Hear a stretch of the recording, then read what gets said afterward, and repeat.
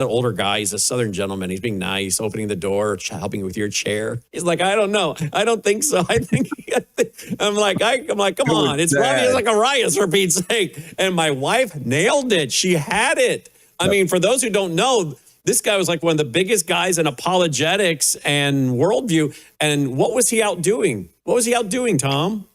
Well, he was sexting and was still, they said even once his phone was reviewed by the investigators, he was still doing this while he was dying with cancer of the brain. And at first, when some of the women came forward that he had been inappropriate with them, then they persecuted those women and didn't believe them. But he was actually co-owners of a massage parlor, and I don't know what else to call it. They might call it therapy or whatever. But it was he was messing with the women that worked at this massage parlor that he was part of in Georgia. So he had big problems. But he brought Albury on, and then he actually became good friends with Albury and asked him to do his funeral, as did Tim Keller. And was he going to places and things he shouldn't be doing all over the world as he traveled? I don't know the extent of that. I do know that, what was happening with women online and on that the records were on his phone, and maybe 5 victims of that had come forward, and then women that came forward at his at this parlor, this massage therapy place that he co-owned with another pastor, I might say, in Georgia. But the sad thing is there's something up that these guys had this attraction to someone like Albury, who's self-identified as a gay Christian and a gay minister. And if we look back into the late 70s with the mainline denominations, they were trying to push into membership what they called non-practicing homosexuals and into ordination, and that happened, and it destroyed the PCUSA and many other mainline denominations by doing that. And some of it took years to unfold, decades to unfold, like we saw with the Methodists. But the Episcopals shot themselves in the foot when they ordained a practicing homosexual into a bishop's position. I think, what was that, 2003? And so this has been an ongoing effort, but you just don't expect that the most conservative seminaries, most conservative leaders, the neo-Calvinist guys who are supposedly the most committed theologians in the world. Yeah, well, we know a theological failure usually begins, and then you have moral failure. So we're not shocked at all. 30 pieces of silver.org. Thank you, Tom Littleton. Guys, thank you. Take care.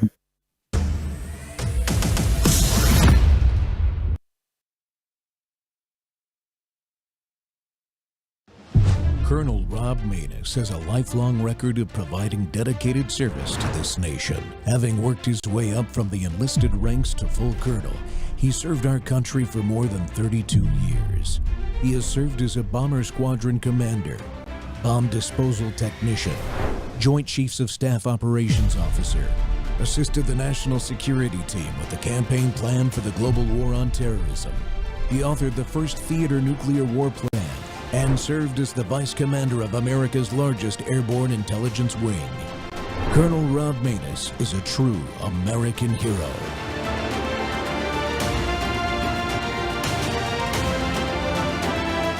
This is Rob Maness Live. This waits to Sunday with her initial decision in the George Peterson versus United States case. This is a case where Mr. Peterson was arrested for having unlawfully possessing, without registering them, homemade suppressors or something like that. That was litigated. The Fifth Circuit Court of Appeals said that under the National Firearms Act, that this ban on suppressors was constitutional under, among other things, the Second Amendment. They did various terrible things like conflated a registration scheme with a shall issue licensing regime and other terrible, frankly, legally wrong-headed approaches to the law. There, if you may recall, there's something like 3 different Fifth Circuit decisions issued by Judge Jennifer Elrod, who's usually a pretty good judge, but messed this one up, I think, and unfortunately they cannot quite unwind this.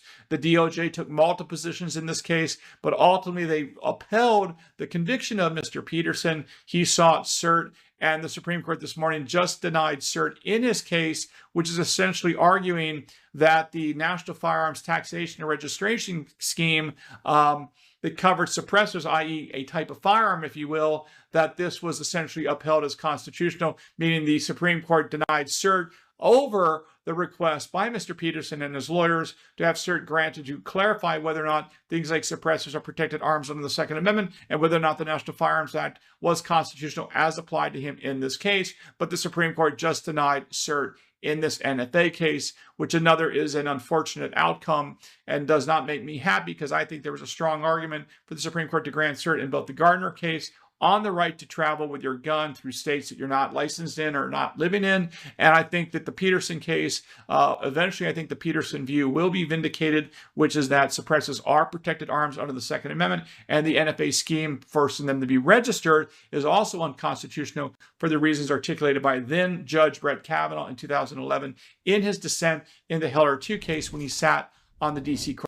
Welcome back to the Rob Maness Show, folks. It's Truth Thursday, and we're live on Worldview Tube and our X Spaces simulcast. And today we're exposing raw Biden DOJ weaponization of gun laws against law-abiding Americans. Once again, our guest, George Peterson, is a certified firearms instructor. He's a former federal firearms license holder and a Louisiana patriot who ran PDW Solutions in the greater New Orleans area. And in 2022, ATF, our fantastic ATF agents raided his home and business.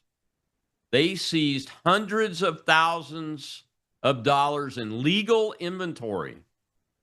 But the only charge they were able to make, possession of one unregistered 22 caliber solvent trap that George kept in a safe.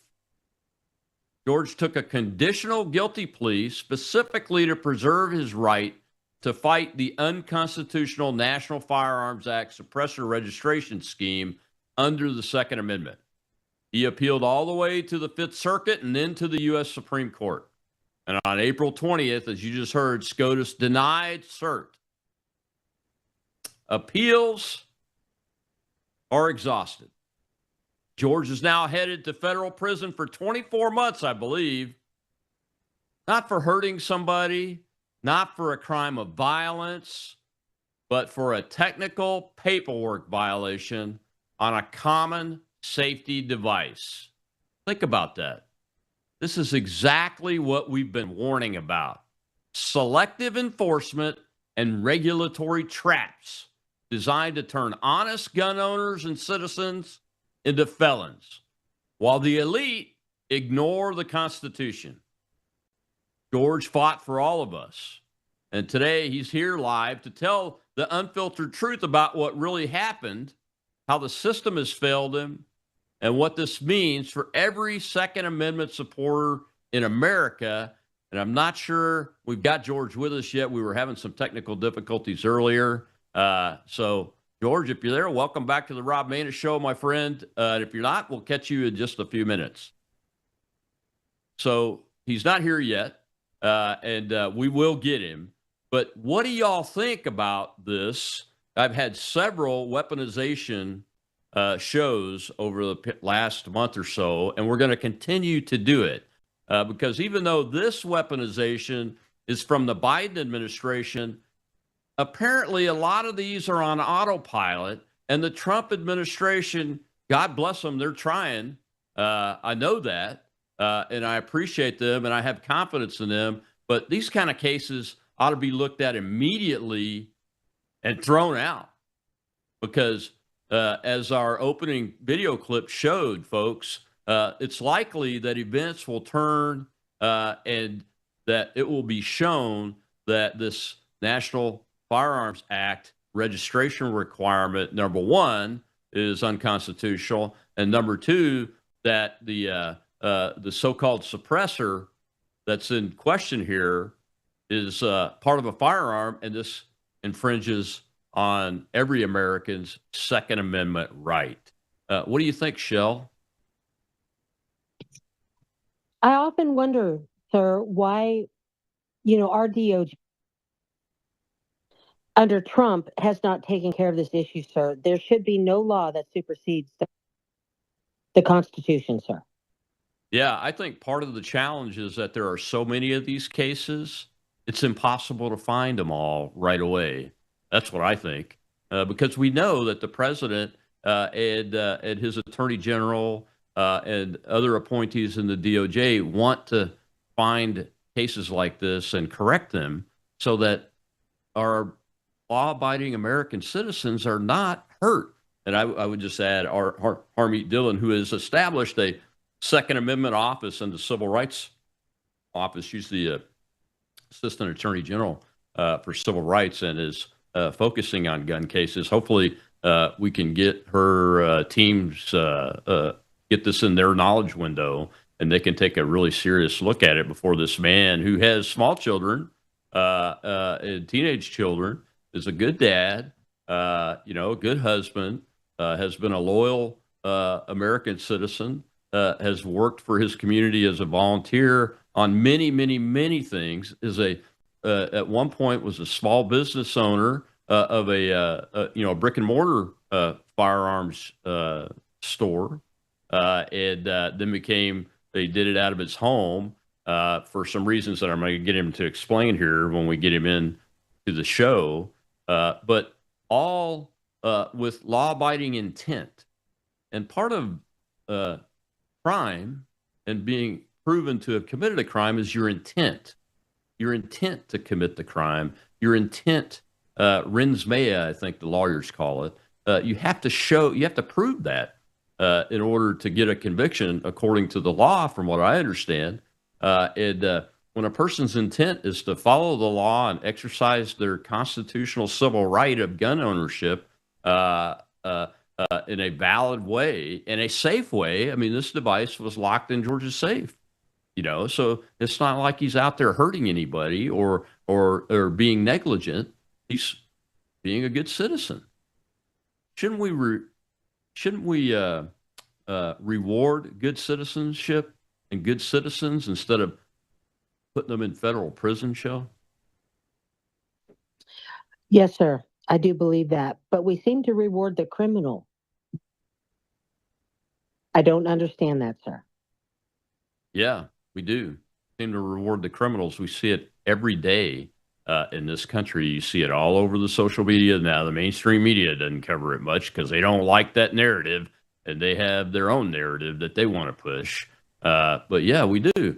Like the young Ukrainian refugee that was killed on the train for no reason other than she was a white girl.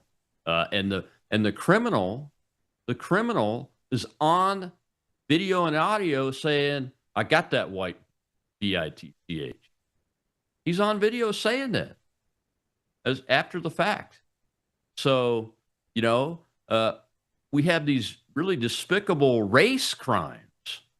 And that, if a white male was doing that kind of work, they'd be thrown in prison for the rest of their life, if not executed in that particular case, wouldn't they? Yes, sir. Yeah. But now they're trying to advocate for him because his mental condition, sir. Exactly right. Well, if you have the mental condition to cut a woman's throat from behind intentionally and then walk away from it saying what he said, your mental condition is that you're a criminal and you are at least should be incarcerated for the rest of your life. And the courts should get an opportunity, and a jury should get an opportunity to make that judgment. That's the way our system's supposed to work, right? Yes, sir. You would think so. Yeah, well, we don't have George yet. Anybody got a question in the audience? We'd love to take them. If you have questions. We have AJ, sir. Go ahead, AJ. Colonel, referring to that stabbing murder attempt, actual murder, not even an attempt, the mental condition argument explains, let's say that it is true, that is the perpetrator was mentally disturbed. That explains why he did what he did. That doesn't necessarily absolve him, unless I'm wrong. Your opinion would be appreciated. Yeah, the attempt to plead innocent or not guilty by reason of insanity is a technical term. It has to go through a technical process, and most people don't win on that type of plea. And to go easy on somebody because they say they have a mental illness is not the way things should be. This guy should be incarcerated. I think he may have been released. I can't remember exactly, or the judge is talking about releasing him. He's a danger to anybody in the community if he is that mentally unstable where you can't ride a train home from work if you're a young white woman and not talking to anybody, just minding your own business, and your life is forfeit, then he should be locked up at a minimum in a mental institution until the trial is over and he receives his sentencing and goes to prison for the rest of his life or worse. He could be executed for that too. But they have to prove that not guilty by reason of insanity. They have to prove it. And I don't think that it's been proven yet. Well, we got to take our first commercial break. When we come back, hopefully we'll have George ready to go. I'll be right back. It's Truth Thursday, weaponization of the Department of Justice and our gun laws. It's happening and still happening. I'll be right back.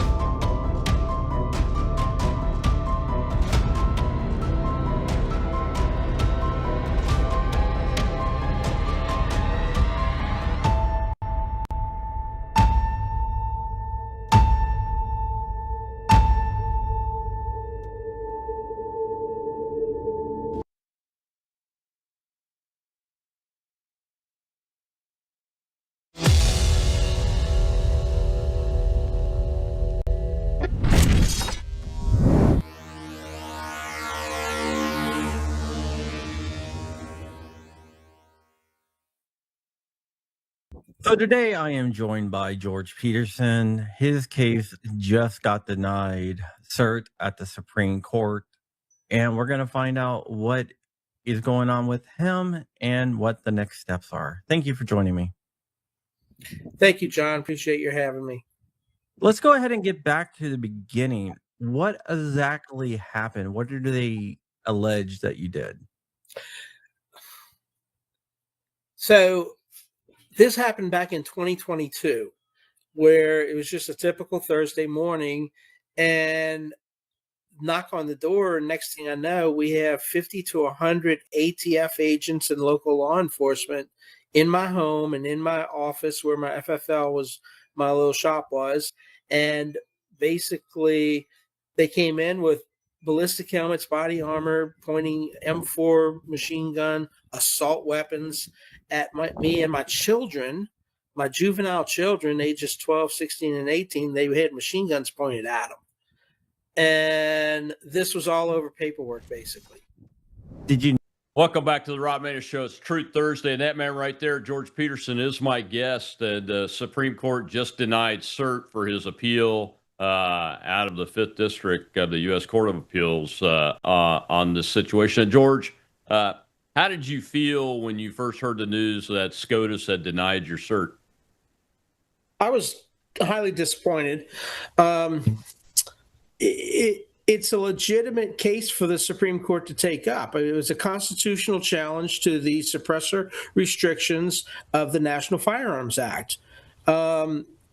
my attorneys with Firearm Policy Coalition warned me that it's not likely that the Supreme Court's going to take up an NFA case before they take up an assault weapons ban case.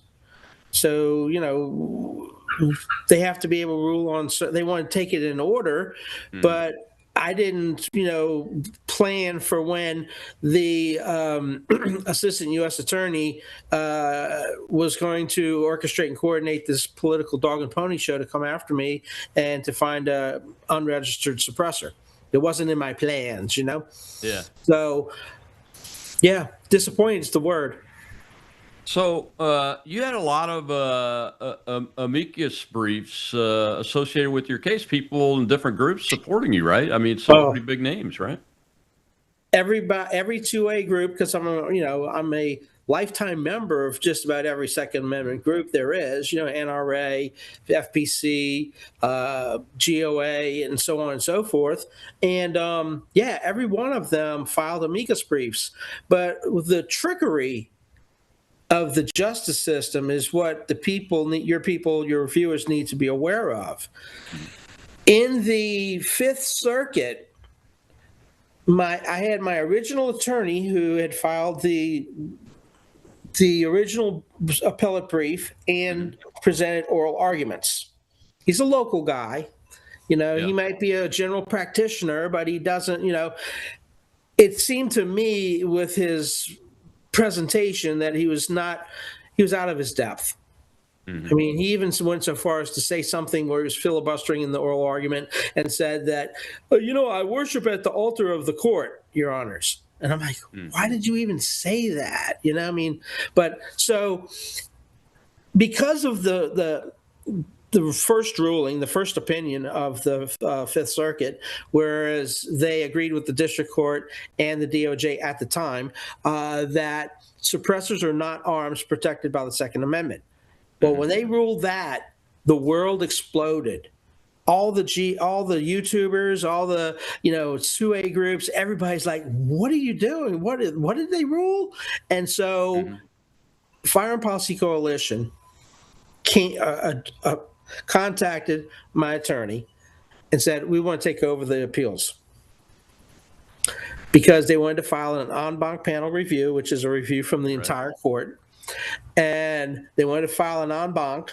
And when they filed en banc, then we had amicus briefs filing in from GOA, Second Amendment Foundation, NRA, American Suppressor Association, other groups, FRAC. So they all go 2 or 3 different amicus briefs. And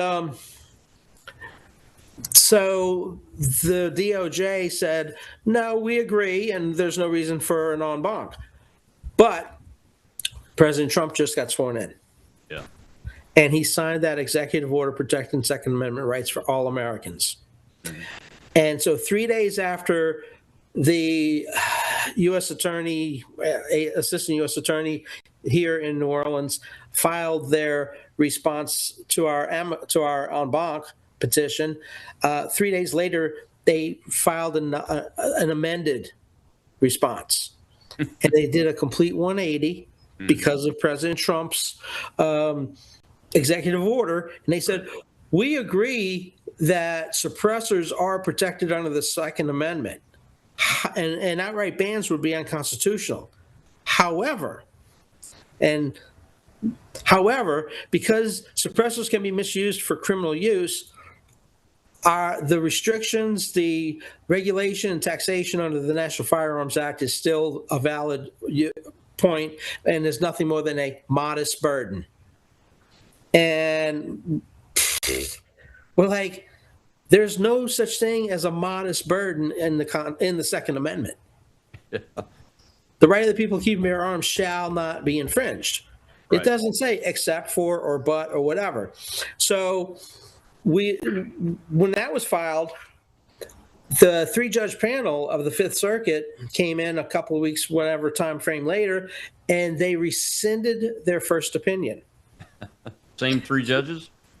Yeah. Oh, they kept the same 3 judges all throughout. And I don't even know if the full panel got to even vote on if they were going to hear my case or not, because they just railroaded it through. So we had Peterson 1.0, Peterson 2.0, and Peterson 3.0 in the Fifth Circuit. Mm-hmm. They ruled on my case 3 different opinions. The all first out of the Fifth Circuit? All out of the Fifth Circuit, yes. Totally unprecedented. I've never heard of that. So the first one they rescinded. Mm-hmm. Then they made up something new. And in Peterson 2.0, they came up with, well, this is a shall issue licensing scheme, like in Bruin. And my first attorney even agreed with him in his oral arguments that it's a shall issue scheme. Mm-hmm. But it's not, because if you file an application for your to register, not to license, but to register your arm, your suppressor, if you file one of those Form 1s, Form 4s, whatever, you can get denied. It's not just a shall issue. You can get denied. But it's also not licensing. And in the Peterson 2.0... Wait a minute. Wait. Let me understand this. So, go ahead. So back in the day when a lot of places had gun registries, I'd go buy a gun and the registration would happen right there if I was in that jurisdiction. And they never denied a gun registration for people, but they can deny a registration for a suppressor? So you've never registered your guns unless you're in a blue state. Yeah. Blue states are the only ones that have actual gun registries. Doing a background check, putting your name and everything on a Form 4473 to have a background check, your gun is not actually registered with the government. On the 4473 that's kept with the FFL, they'll have the name of the gun and all that. But all that's called into the government is that Rob Maness wants to purchase a handgun or a long gun. Yeah, so registries are actually outlawed by the Freedom, FOPA, Firearm Owners Protection Act. Right. They've outlawed registries, even though the government still has at least 3 illegal registries. That's exactly what I was getting to. So the AUSA says, oh, it is a firearm thing, but we're going to still try this guy and send him to prison because he didn't register it. But it's a firearm, right? And it's protected by the Second Amendment, according to the Department of Justice. It's a firearm right. It's a Second Amendment protected device now, but we're still going to do it. Correct. Is this the same AUSA that from the first part of the case from Peterson 1.0? Well, the guy who came here the very first time, the one who orchestrated and coordinated the political dog and pony show when they brought in over 100, armed, militarized agents with 2 bomb squad units parked in front of my house. Never had a bomb here forever, but he left. He went to San Antonio, the first one. The other guy kind of stepped up and took over, but he's been running the show ever since. And of course, they're part of that. What do you call it? The fourth branch of government, the bureaucracy. Sure. Yeah, the bureaucracy. Yeah. So this new guy that's acting, he's a career guy. He's not a political appointee. The one who's been the AUSA, the assistant U.S. attorney, is a regular employee. Okay. The only one that's actually an appointee is going to be your U.S. attorney, and the U.S. attorney usually they're more figureheads that go out to banquets and award dinners and wave and glad hand and stuff. They're not the ones. I don't even know how much control they have over their assistant U.S. attorneys, to be honest. Mm-hmm. Yeah. So he's not a Trump appointee. No. Okay. So you're still working on a Biden structure then. Well, so recently David Purcell was appointed as the U.S. attorney. Okay. All right. So we do have a figurehead now. But what are they doing? Todd Blanche and Harmeet Dillon went to the NRA conference last month, and they said, we're here to stand up for the Second Amendment. Right. But they're still prosecuting people and sending them to prison for standing up for their constitutionally protected rights. Yeah. So, do you get the sense that this is like on autopilot until somebody actually reaches in and turns Yeah. the engine ignition off? Well, I mean, they have prosecutorial discretion. After all this, they could sit there and say, "Okay, we won the battle, we won the war, whatever, But really, should you be sending American citizens to prison for their constitutional protected rights?" Now, let me just put this into a quick perspective. My attorney, one of my local guys, said it may be constitutionally wrong, but it's statutorily right. So there's a law on the book, but if it's constitutionally wrong and statutorily right, that means that the statute itself is unconstitutional. Right. And that's where I'm at. So Peterson 2.0, they came back in with this shall issue regime. They quoted Kavanaugh, Justice Kavanaugh, from when he was a judge in Heller 2, footnote 9, where they said, where Judge Kavanaugh at the time said that while licensing, shall issue licensing, may be constitutional in certain instances because there's criteria being met for training and background and so forth, and the fees for the actual application or usage of assigning the license, that a registration scheme is not the same. Kavanaugh said that in footnote 9, Heller 2. He said that registration is not the same as licensing, and to conflate the two would be a half a loaf measure. But the thing is that the 3-judge panel in the Fifth Circuit, they only put in their opinion half of what Kavanaugh said. They omitted the other half. Yeah, took him out of context. Totally admitted it. And I'm like, this is all prime for the Supreme Court to look at. Well, George, we've got to take a commercial break. We'll come back, we'll continue this conversation. I want to talk to you about this conditional plea and so people understand what's going on with that and why we're where we're at, because I think that's part of it that people need to. We'll be right back with George Peterson, a law-abiding American under the gun, literally, from the weaponized DOJ against Second Amendment rights. Be right back.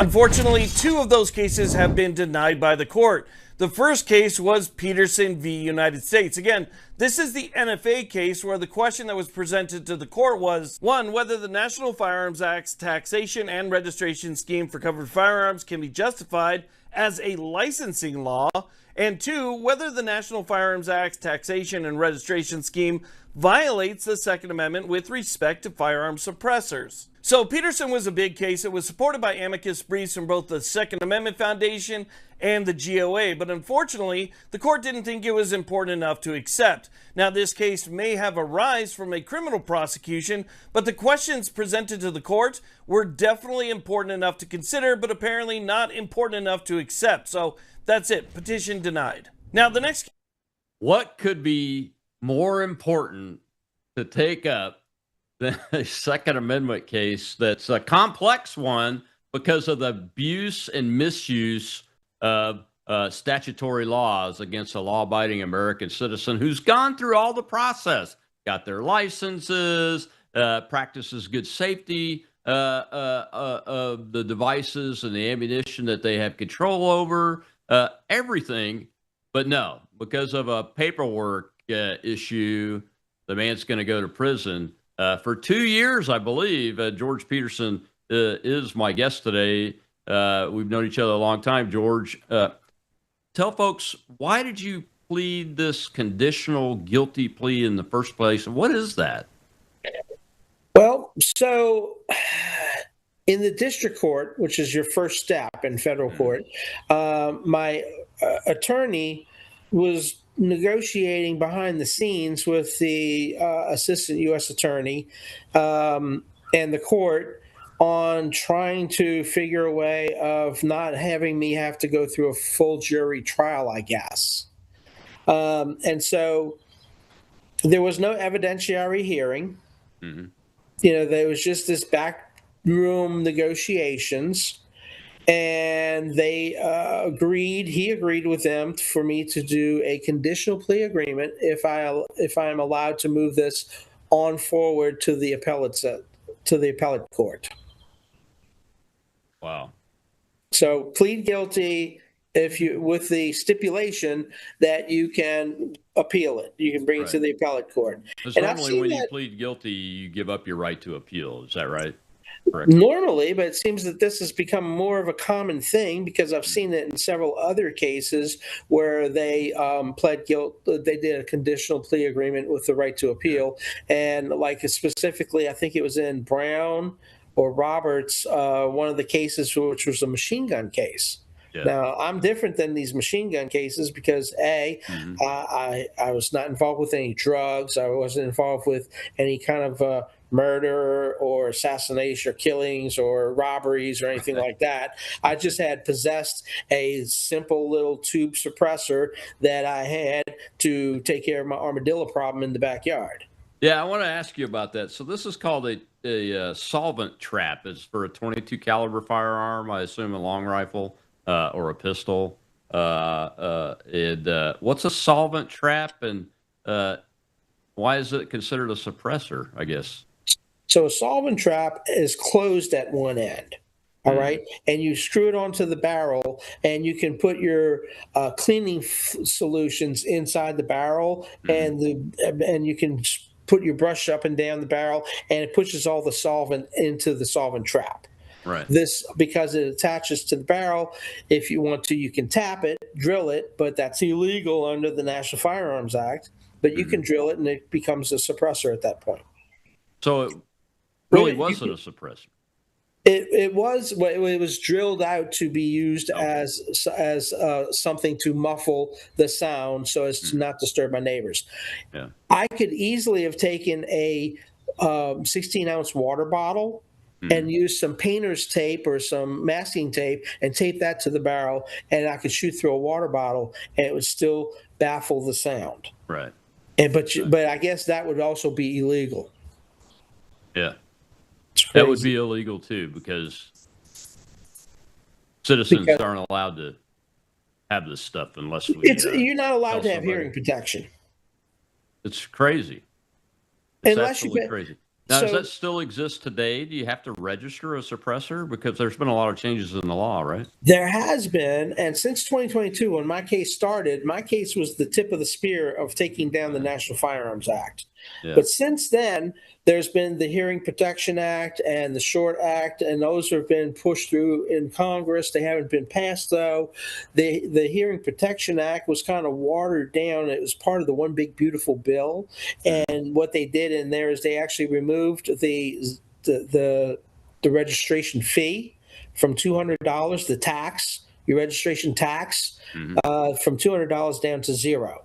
The intent, and then a lot of members of Congress had written to both the ATF, the DOJ, and the White House that their intent was to remove the thing entirely, and that they should not continue to prosecute people under the NFA. But they ignored that, and they continued to prosecute people like myself for simply exercising my Second Amendment right. Yeah, I mean, you've had no criminal activity. No, I other was a than this licensed paperwork? FFL. I was a concealed carry permit instructor. I taught firearm safety classes.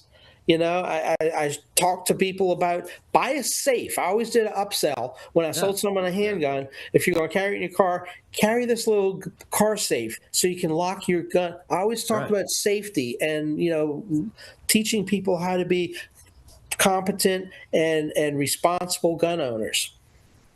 Yeah, I mean that's a whole reason for your business. I mean, at one point you had a brick and mortar business when I first met you, didn't Correct. you?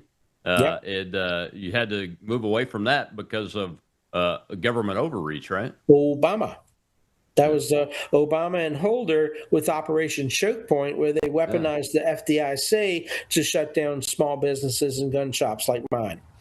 So do you think that this is a continued targeting of you as an American citizen, exercising not even just your Second Amendment rights, but exercising your right to be able to have a business and to follow the law and go through the legal procedures to do that? I mean, is this a continued targeting So, from Choke Point? so I have my own thoughts about this as far as on the local government level. Because yourself, when you get involved in politics and you come in as a change agent, the people in charge don't like that. Like when I ran for councilman in 2011 here in Jefferson Parish, and I did not go through the process of kissing the ring of the kingmakers. Yeah. And is it possible that those people are still targeting me to this day? Finding ways to come after me for using lawfare. Lawfare is not, strictly with Donald Trump. Lawfare, has been with people. They use the law to come after their opponents and try and change, them to where they can't run for office anymore because they've, ruined their reputation, so to speak. Newell Norman sent a SWAT team after me in 2013 because I filed bankruptcy. That's right. Federal Bankruptcy Protection Act. And I still wound up with a SWAT team coming to my house. Yeah, I wanted to ask you about that. Why did they see you as such a threat that how many agents showed up fully armed, body armor, automatic weapons? More than 50. We had a whole slew of people. They had to back up a truck, like a trailer, and get a whole bunch of garbage cans so they could basically seize all my firearms. Well, do you live in some massive vaulted mansion house on like 50 acres of property? I mean, that's a lot of people to secure a ranch house.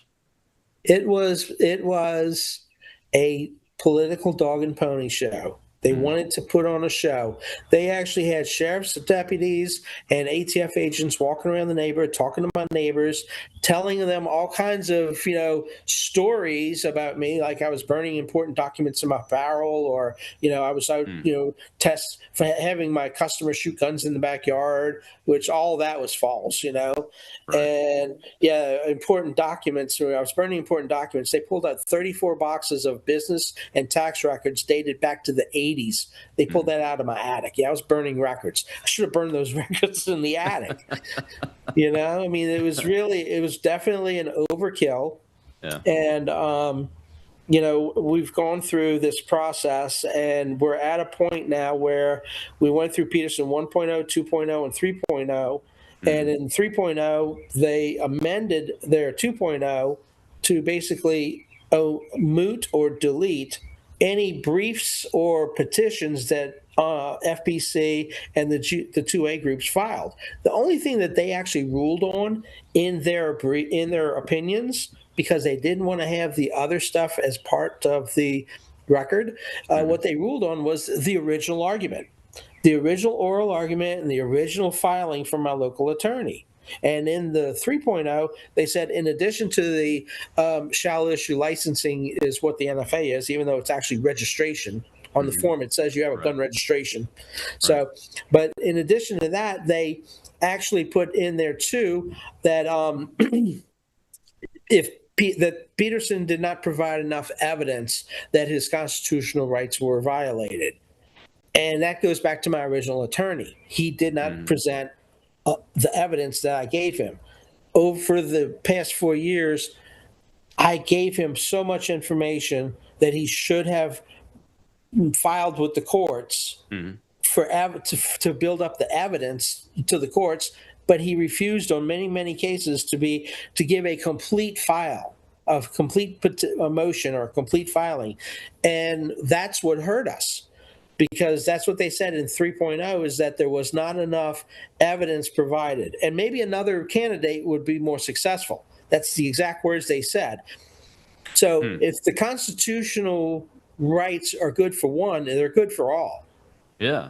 That's how it should be. But my attorney failed me, and he didn't provide the right information to the courts, information that I gave him. Right. And then we went to the Supreme Court, and the Supreme Court basically, they abrogated their Article 3 constitutional duties by not hearing this case. They say it's because they weren't ready for this case, but that's not the point. They have a duty to protect the Constitution, Right. and they basically abrogated that duty.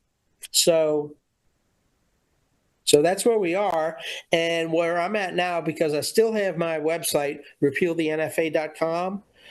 That's where I have my GoFundMe account set up and everything, and we're still fighting. I'm still fighting, even though the Supreme Court denied to hear my case. There's also a thing called a petition, a 2255 petition, which is a writ of habeas corpus to do a collateral challenge based on ineffective assistance of counsel. That was going to be my next question. Let's speak to that after this last commercial break, George.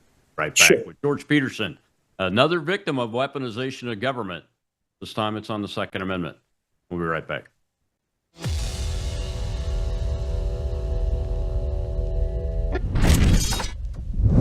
You woke up with a sore throat and a low-grade fever. You know you are getting sick, so here's your choices. You can get sicker and miss work. Try to see a doctor this week, or sit hours in a crowded waiting room at urgent care. I have a smarter option for you. Open your medical emergency kit. Match your symptoms to doctor-recommended prescription in your booklet and take the right meds now and get well faster. This is not a first aid kit. It's like having an urgent care in your home. It includes doctor-prescribed medications to treat over 39 medical issues like respiratory infections, strep throat, pneumonia, UTIs, and more. No waiting to see the doctor and no standing in line at the pharmacy. It's right here. Every home should have at least one medical emergency kit, and here's how to order. Go to worldviewhealthcare.com. Your kit to treat dozens of common and serious illnesses is rushed to your door.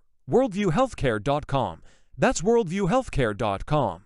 The emergency kit available at worldviewhealthcare.com. Make sure you don't have to go to urgent care. I got pneumonia. I didn't have to go. I took this last year. Stayed at home. Went to bed.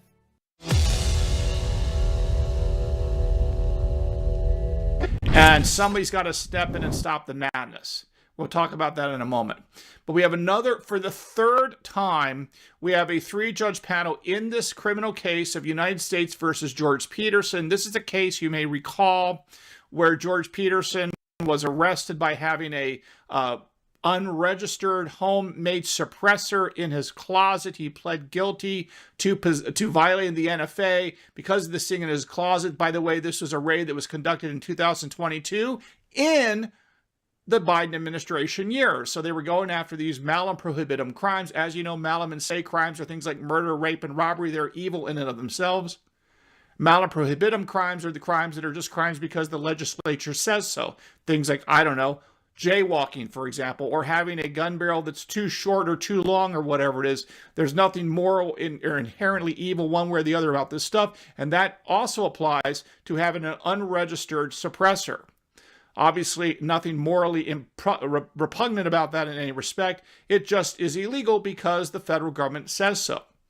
All right, so with that said, he was arrested, he pled guilty, but he preserved his right to challenge the NFA as applied to him on Second Amendment grounds, which is what he did all the way up to the U.S. Court of Appeals for the Fifth Circuit. You may recall this. There was no fewer than 3 decisions written by this 3-judge panel by the majority author of these opinions, Judge Jennifer Elrod. You may recall that they issued an opinion. Then they said that suppressors were not arms in the first under the text of the Second Amendment. Then the DOJ under Trump came in and says, well, suppressors are protected under our protected arms, or at least their arms under the plain text of the Second Amendment. That required the court to reissue another opinion. Then they withdrew the opinion. Now they've issued another one. So it's really crazy down there. There was also a request for an en banc review for the entire Fifth Circuit, all the judges in the Fifth Circuit, to rehear this case en banc. That was denied as well, as part of this George Peterson case involving an unregistered illegal suppressor under the NFA.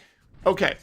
With that backdrop, welcome back to Truth Thursday. We're live on Worldview Tube and our X Spaces simulcast. And my guest is George Peterson of that case right there today, folks. And you need to hear this over and over again. That's why I played several clips of different people talking about it. They're experts. George had experts weigh in on Amici briefs over and over. Large gun owner organizations, almost all of them, were supporting him. And the Supreme Court just goes, meh, it's just a Second Amendment right issue. We're not ready for it, and denied his cert. But George, you were speaking before the break because when you described the counsel that you had to be, it sounded, the word ineffective jumped into my mind. And you mentioned that you still have an opportunity to file a petition on the grounds of ineffective counsel. Is that accurate? Yes, sir. That's correct. So we're looking at filing a 2255 petition, which is basically saying that it's a collateral challenge. We're looking to have the case dismissed and set aside, based upon ineffective assistance of counsel. It is evident in the opinions of the Fifth Circuit, where they said that there was insufficient evidence presented in my case on my behalf. Mm-hmm. My family, my wife and I, we've been we just haven't been getting, anything we tell that attorney, he doesn't put a full effort into presenting it in a petition or a motion. And where it differs is that with the group that I had from FBC, I could take and talk to that attorney and talk about what I see in common sense, and he would turn it into legalese. He would take my thoughts, my feelings about my case or about the Second Amendment, the NFA, and he would put it into the brief. Right. He listened, whereas the first guy didn't listen. Well, that's good. What are the odds that you'll be successful with that? I got 2 weeks. I'm supposed to surrender on May 20th. Okay. I got to raise money to pay for new attorneys, and also trying to get the gun groups to financially get involved, because it's not cheap. You go a year and a half, with attorneys. This is like starting all over again. Yeah, so you've got a site set up to take donations. Where is it? I do. Of course, you can find me on Facebook, George A. Peterson, Instagram. I've got text, X. I've got X. You can find me there, George Peterson, on X. Of course, I'm talking about the NFA and my case all over the place, on social media. But my website is repealthenfa.com. repealthenfa.com, where I have my GoFundMe and my Indiegogo, and I'm getting ready to set up a Give, Send, Go and put those links on that page as well. Cool thing about having your own website like that, as you probably know, Colonel, is that I'm putting all the history of what happened with this case onto my website so that I can extrapolate it and write my memoirs. But I'm not stopping. You know me personally. I don't stop fighting. And I'm fighting for people's constitutionally protected rights. Yeah. And I'm an expert when it comes to, not just the firearms or whatever, but when it comes to the Constitution and Second Amendment. I mean, John Alario told me one time that I was probably the most effective and knowledgeable Second Amendment advocate he's ever met. And I've never been to Baton Rouge. And John Alario was the Speaker of the Louisiana House twice. Right? Twice. Yeah, he was a Democrat until he became a Republican in order to stay in the And he was majority. in the Senate, state Senate too, right? So he's been around a while. He was around for a long time. Yes. Yes. Well, folks, you heard it right there. What's your website again? It's repealthenfa.com. Repealthenfa.com. And of course, I'm all over on social media. You can find me, and look it up yourself. Look at all the YouTube videos and all the news articles. I mean, my case was written in all the major firearm news websites like guns.com and AmmoLand and stuff like that. And I was amazed at how much notoriety we received. And all I can say is that I'm not going to stop fighting. Yeah, we can't. We can't. And we need to support you. American citizens need to support you because you're fighting for their rights. At the same time, when government fails to do it, we have to fight for ourselves. And this is a fight that's not just worth having. It has to happen. It has to happen. Even if you have to report to prison, we have to keep fighting for the justice for this to get it removed from you and removed from your family. How is your family? How are your kids and your wife? And I know this stuff costs a lot of money. Well, my wife actually had a stroke in December of 2024, and that was a very traumatic thing. She's recovered maybe 75, 80%. She's driving and working, but I'm still her primary caregiver. And the children are grown, 2 in college, 1 in finishing up high school, but they're still traumatized by having guns pointed at them. Oh, yeah. Armed men coming into your house to arrest you all essentially and confiscate all legally possessed items, those kind of things over a paperwork thing. It's incredible. One thing is too, they took over 300 guns and they gave me a receipt for it, but they took more guns than they gave me a receipt for. There's like maybe 40 or 50 guns that were in stock that are missing and have been missing for 4 years. And my local attorney, I told him to tell someone. He refused. Wow. And so on this ineffective counsel appeal, that you can't use your appellate attorneys for that. You have to use a base attorney. So they could, but those people specialize in appellate. Right. So people that specialize in appellate. This is post-conviction. Okay. This is a post-conviction overturning, a motion to overturn the conviction. People from prison usually do this. I'm trying to do this before I'm having to report.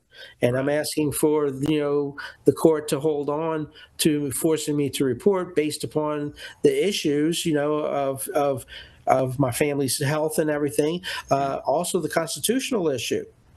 The constitutional issue is that the Department of Justice admitted and agreed that suppressors are protected by the Second Amendment. I should not be reporting to prison based on that alone. Absolutely. But there's that, and also my exemplary conduct for the past 4 years. I'm not a troublemaker. I mean, my people who follow me on social media might say differently because I'm loud, but other than that, yeah, you know me. I know you, George. Yes, sir. That's so that's why I wanted to get to. Do you have counsel secured yet? No, I need money. I need money. They want lots. I mean, you're talking about a year's worth of legal, and they need funding, and we're getting some funds. We're getting some action on our GoFundMe through my website, repealthenfa.com. But we need to raise some funds, and I have a couple of close friends that I'm reaching out to see if I can secure something to help us to at least get going with this, because time is getting short. 2 weeks. Yeah, it's got to be somebody that can practice law in Louisiana, right? I don't think so. It's a federal case. Oh, that's true. Yeah. Okay. It's a federal case. Yeah. All right. So- I want you to go check out a website, Weaponization Watch. Okay. And I'm going to reach out to those folks too. And I'm going to send them the link to this video once I get it posted. If we can get you some help, and folks in the audience, if you have connections you can that you want to make for George from a legal perspective that might be able to help, please send it to me or Shell, and we'll get them to George as soon as possible, because this is important. You know, if you don't have to go to prison, I'd rather you not go to prison first. Have you? Speaking of that, where do you have to report? Do you know yet? Have they told you? So I got an email from my attorney, the local guy who, but again, only half measures. He just said that my surrender date is May 20th. Didn't tell me where to go. Okay. Just, that's all I got. Never got a letter, just an email. Yeah.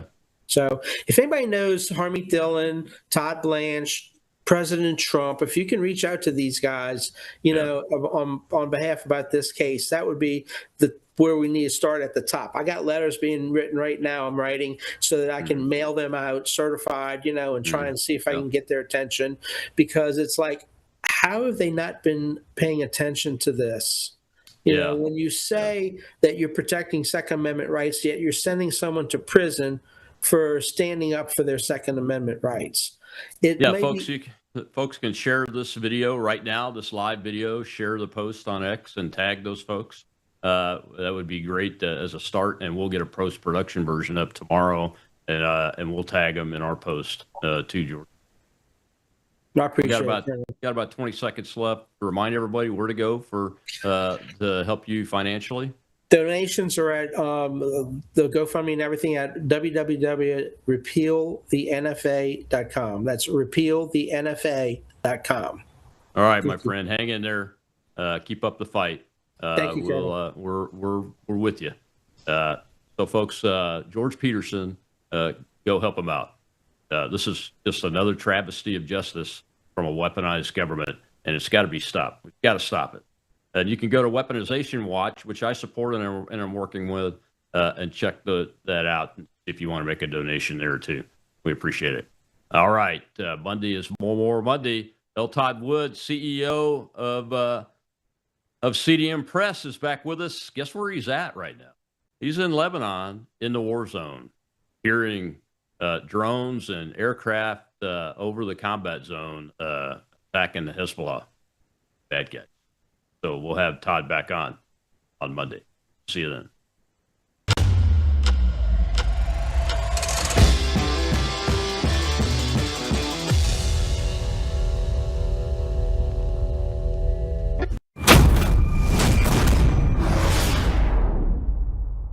You're watching Worldview 2, built on the 35 years of Worldview books, documentaries, research, high-profile interviews, and the radio and television broadcasts of Brannon House. What if millions around the world could access Bible teaching and worldview training for free right now without hitting a paywall? That's exactly what happens every day at worldviewtube.com because of the Worldview Weekend Foundation. We don't lock our live stream behind PayPal. We don't restrict our content to members only. Instead, the Worldview Weekend Foundation helps cover the cost of delivering free educational and ministry programming to people across the nation and around the world. And it's not just programming. My Sunday night church service, where I taught verse by verse through Revelation for 18 months, and now I am teaching through the book of Daniel, is made possible through the support of our church, Worldview Weekend Foundation.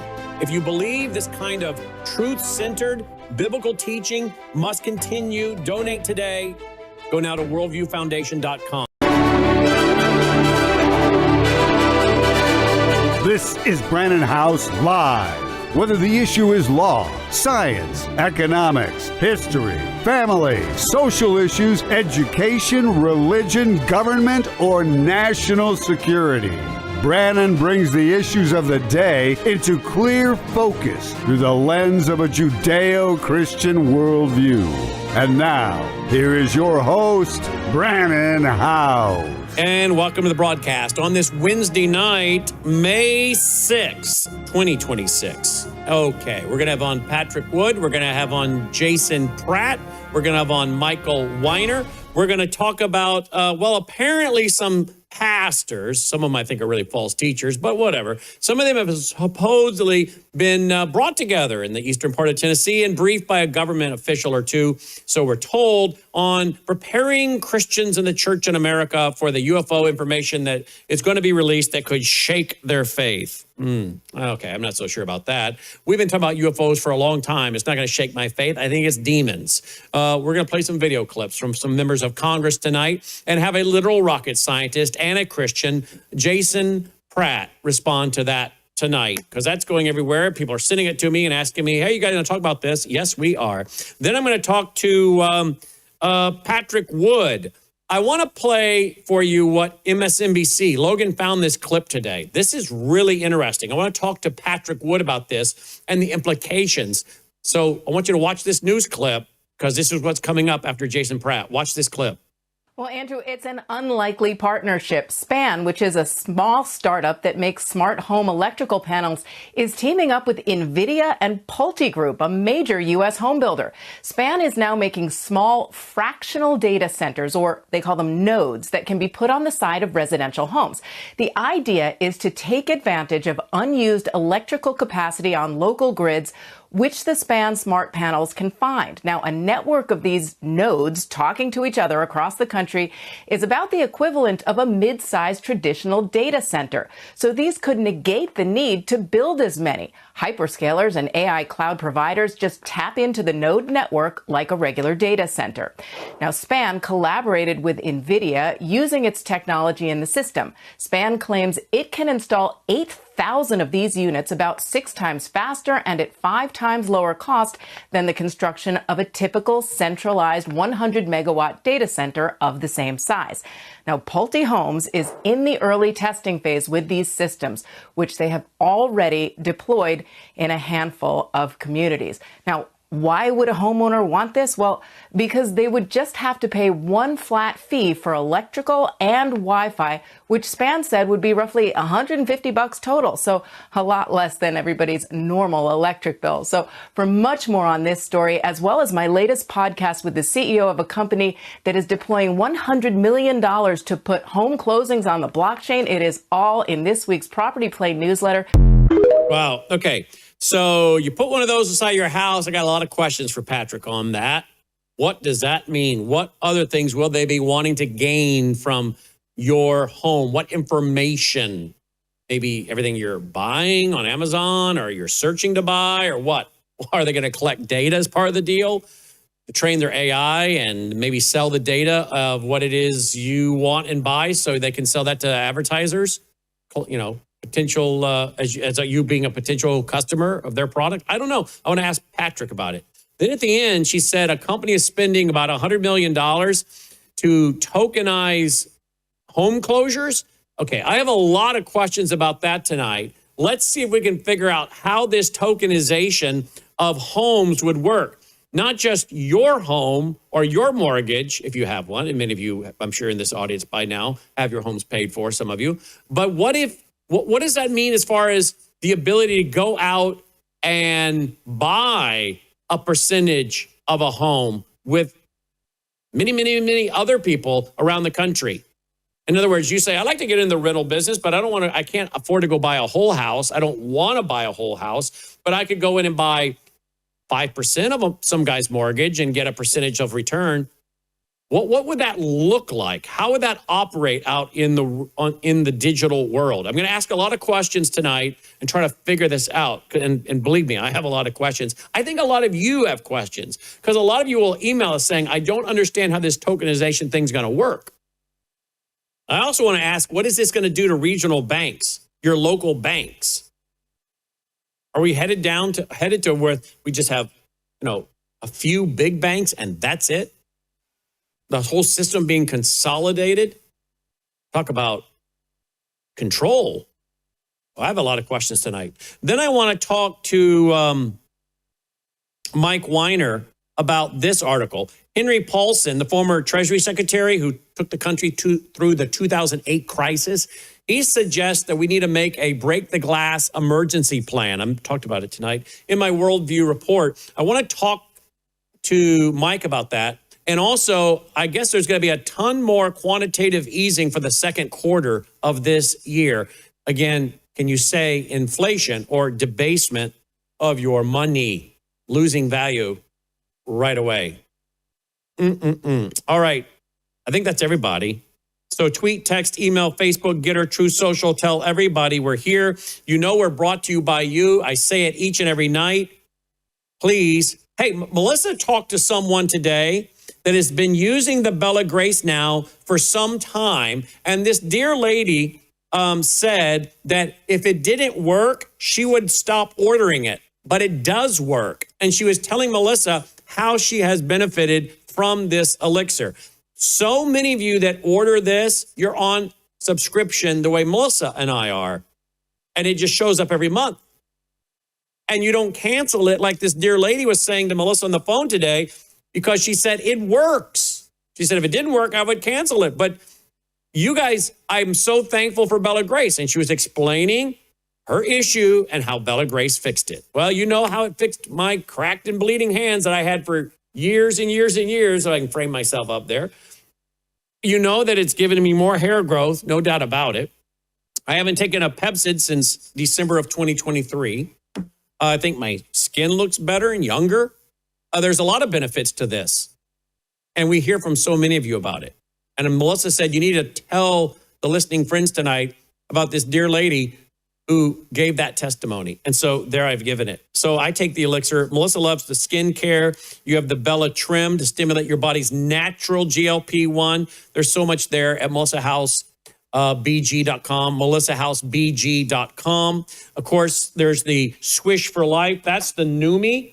That's the Numi, which has got glutathione in it to detox your cells. And the studies show, and there's 165,000 studies on glutathione, by the way, can reduce the mercury and the lead and the metals in your brain, helping prevent Alzheimer's, dementia, and Parkinson's. And we swish with this every day around here. And then the third thing that I do is, and Melissa does, is we take the Gatatana right there.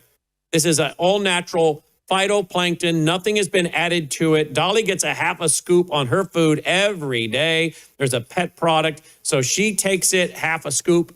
I get a full scoop in my water that I drink with my dinner every night. And again, remember the man that was behind this, he got a terminal diagnosis. Remember that?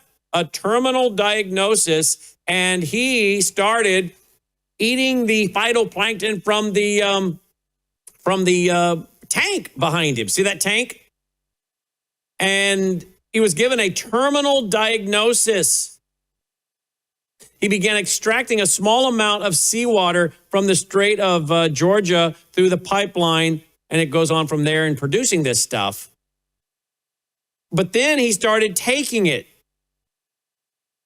First, he was feeding the phytoplankton made up of 200 single cells exclusively to shellfish. But several months ago, while walking among the tanks of his business, he decided to have a taste himself.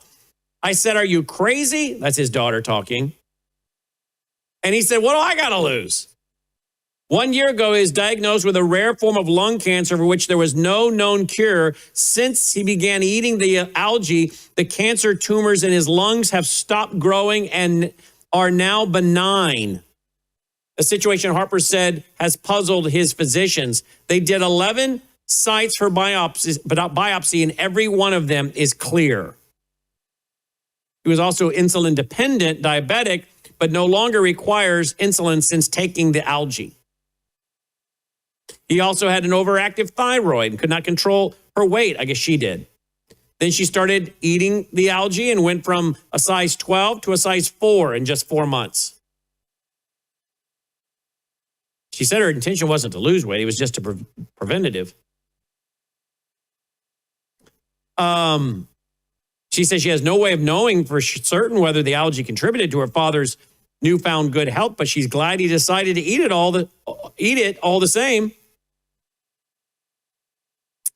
Well, from that, folks, he went on to live another 10 years. And from that, Global Plankton Alliance was built. So I'm not making claims. I'm just reading his story, his own personal testimony. And he's on video. You'll find it on YouTube. We've played it before. So, yeah, I take this every day. And, well, I think you should. That's my opinion. Check it out, melissahousegpa.com, melissahousegpa.com. All right?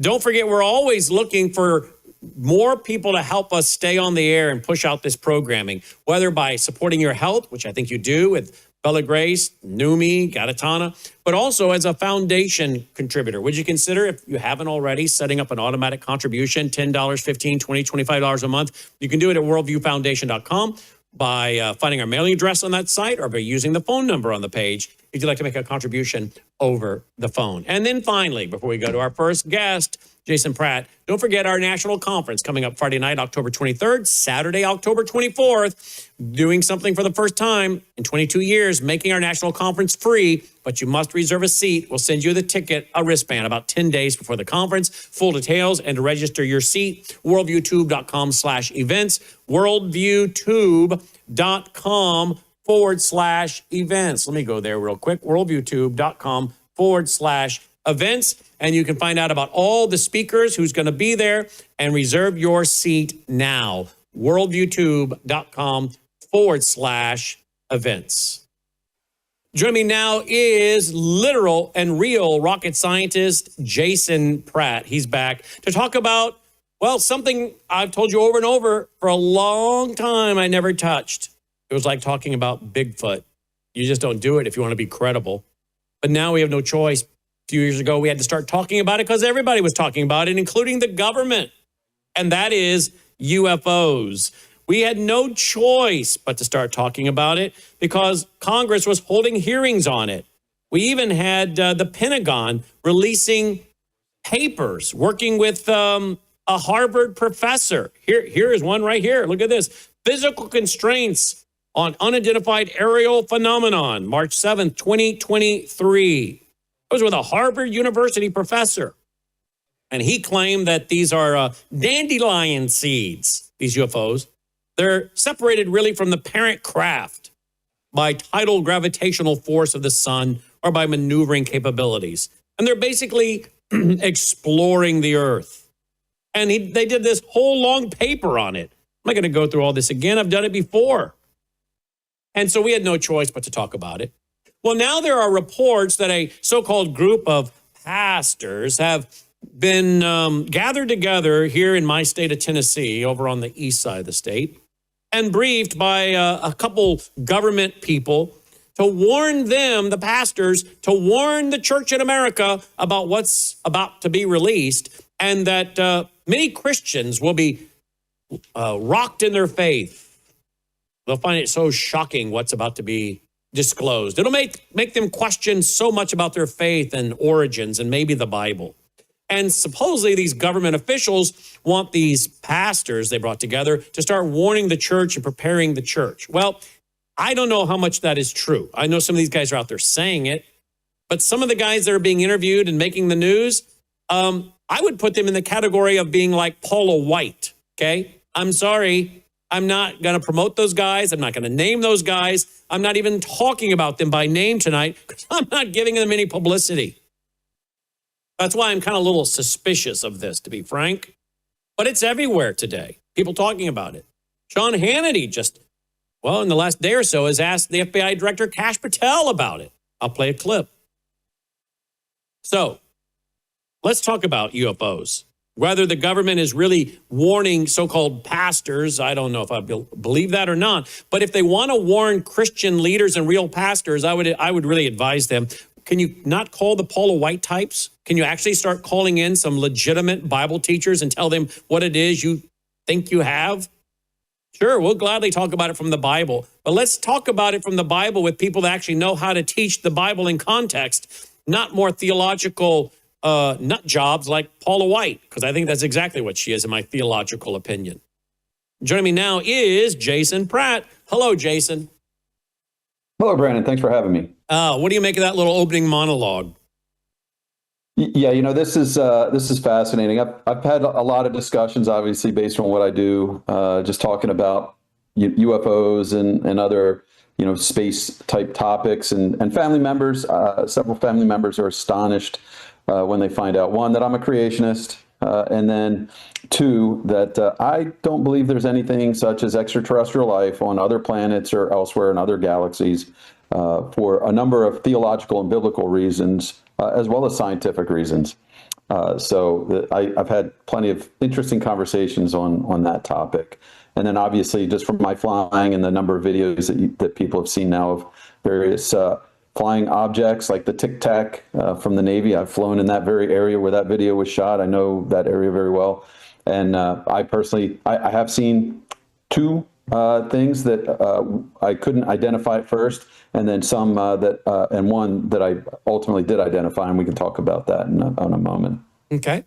Well, the Tic Tac, that's been caught out there on video. I think they were flying off of the USS Nimitz, if I remember correctly. Logan. Yeah, they were on the California coast there. Yeah. Uh-huh. Logan, you can bring up that video if you want to. It's all over the internet, USS Nimitz. Let me go to start with the video by Sean Hannity interviewing FBI Director Kash Patel recently about this. Here's a video clip on that. Would be life on other planets that may be visited here that would not at all shock or surprise me. Have you ever looked into it? We're looking at it. Here's the thing. Again, okay, I want all the details. Here's the thing. Every other president before President Trump could have said, hey, let's look at that and get the American people the information. What did he do? He stood up an interagency process with Department of War leading that effort to get out the documentation related to everything that you're talking about, not just from the FBI, from the IC and everywhere else. And so what do? We already delivered our first tranche of information to that committee, and they're going to be publicly releasing this information very soon. We are all for it. There's nothing in this subject that we're talking about that we don't want released. Our job at the FBI is to work with the White House and DOW, give them the information, and then they're going to put that out in a methodical process. And you're going to start seeing those releases literally happening in the very near future. We just met on it. All right. So this is what's going around. President Trump has been saying this for a while. Here he was with some of the astronauts from the recent Artemis flight. Here he is with them just, I don't know, a week or two ago. Very solid people.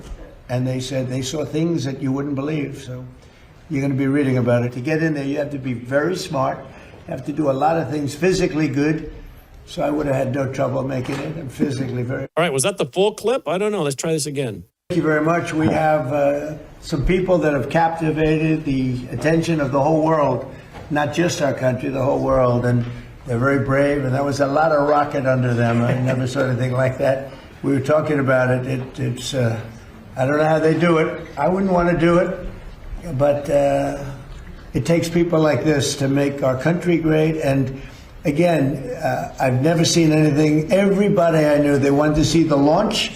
And they especially wanted to see a successful landing. Well, I think we're going to be releasing as much as we can in the near future. For some reason, and I guess it's just a reason that's been in the minds of people for a long time, that is they want to find out about the UFOs and anything having to do with UFO or related material. And we're going to be releasing a lot of things that we have. And I think some of it's going to be very interesting to people. I've interviewed people, my first term primarily, but I interviewed some pilots, very solid people, and they said they saw things that you wouldn't believe. So you're going to be reading about it. To get in there, you have to be very smart.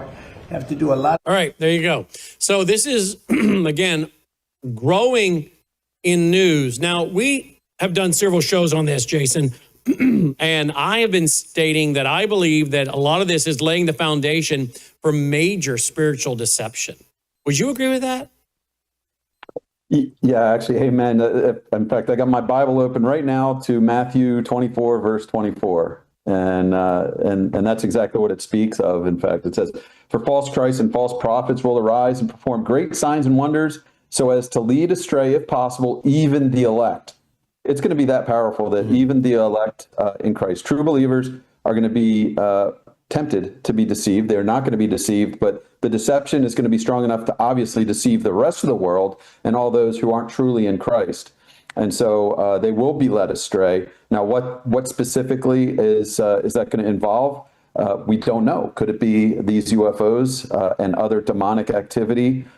Absolutely, it will, among other things, performing these miracles and miraculous things. And a lot of the technology that is promised or expected or hoped for in various extraterrestrial, more advanced cultures and worlds beyond ours and throughout the other galaxies. Science fiction is one of the most popular forms out there in media and in movies and books.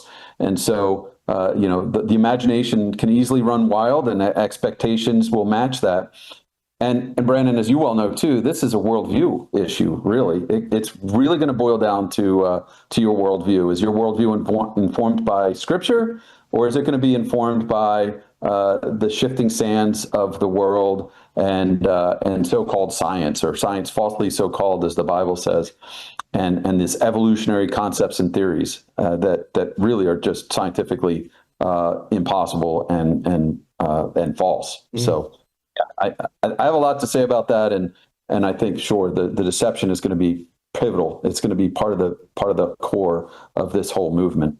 When you study the book of Revelation, there's so many things going on cosmically, right? Asteroids, meteorites, all kinds of stuff.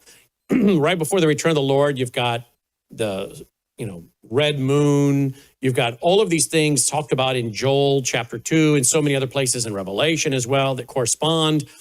You've got all kinds of demonic activity. It looks like all kinds of demons being released from the abyss, part of God's judgment on the world. But there's just weird stuff going on in the heavens, if you will. The first heaven being, where the birds fly and everything. And then you got some things going on that the Bible talks about are signs of God's judgment. So I don't know where, the mix here is a mixture between what we know is what the Bible says God's going to be doing, using nature to judge people. They want to worship nature. You want to worship nature? It's kind of like, really? You want to worship nature? Here, I'll give you some nature, right? And the very nature they were worshiping is turning on them as God uses it as judgment. And then you got all of this demonic activity, these entities that are released that have like the heads of a horse and the tails of a scorpion, right? That are tormenting the people.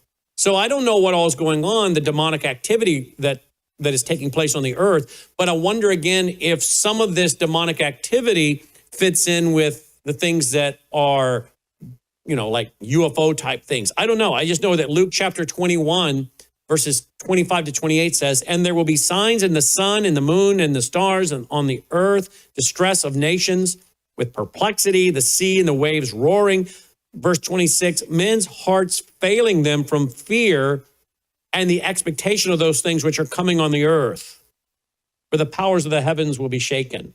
And of course, then you have the coming of the Lord. So I don't know, Jason, at what point, some of this is these demonic entities that God is going to allow to do whatever it is they're going to do. Because in the end of the day, I think you and I agree that there is not extraterrestrial life. I think you've already said it, that this is really demonology.